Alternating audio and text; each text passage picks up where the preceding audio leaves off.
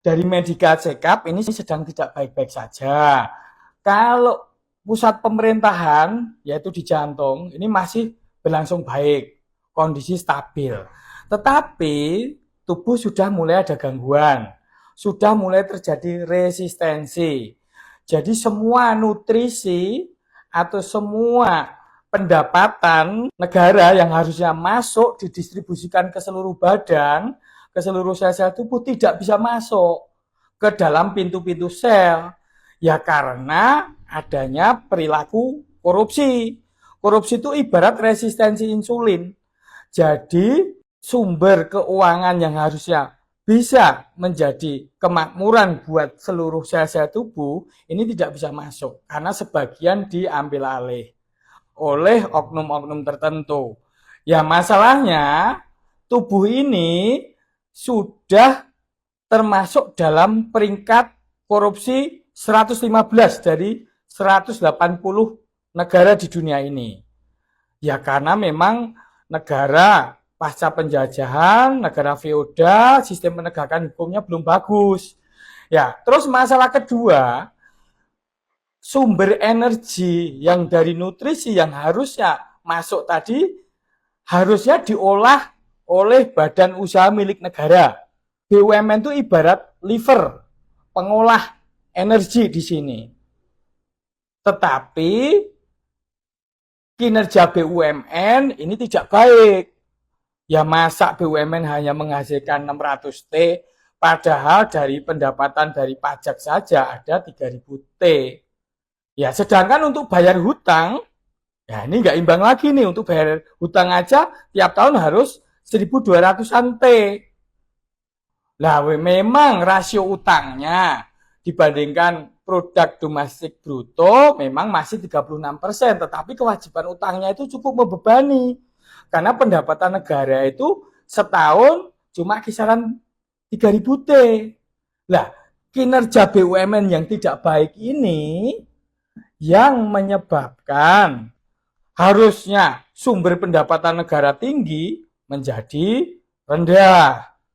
Masalahnya ini terlalu kebebanan, terlalu banyak BUMN. Harusnya tuh nggak lebih dari 2 digit BUMN itu, terlalu banyak BUMN dan mudah untuk dikorupsi. Juga terlalu banyak partai. Akibatnya sistem perpolitikan itu menyebabkan harus bagi-bagi jasa untuk pembagian kekuasaan demi stabilitas politik. Akhirnya jabatan direksi dan jabatan komisaris itu dibagi-bagi bagi yang sudah berjasa dalam politik. Itu yang nggak bikin efektif. Jadi partai ataupun badan usaha itu selain kayak liver itu juga kayak otot-otot, harusnya bekerja untuk menghasilkan energi. Nah ini malah menjadi sarang korupsi. Ya, jadi beban utang itu memang ada. Tapi sebenarnya ada bagusnya pemerintahan yang kemarin itu. Karena sudah membangun jalur-jalur infrastruktur yang banyak, akhirnya terjadi integralitas. Jadi satu negara itu benar-benar dirasakan. Harga di Papua itu hampir sama dengan harga di Jawa. Itu sudah bagus, sudah keren. Tetapi etos atau sarana produksinya belum dibikin. Jadi harusnya pemerintahan berikutnya bikin sarana produksinya.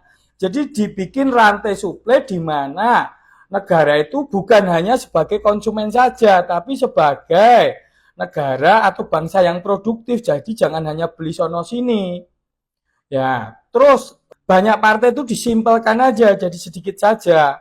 Terlalu banyak partai bikin kegaduhan.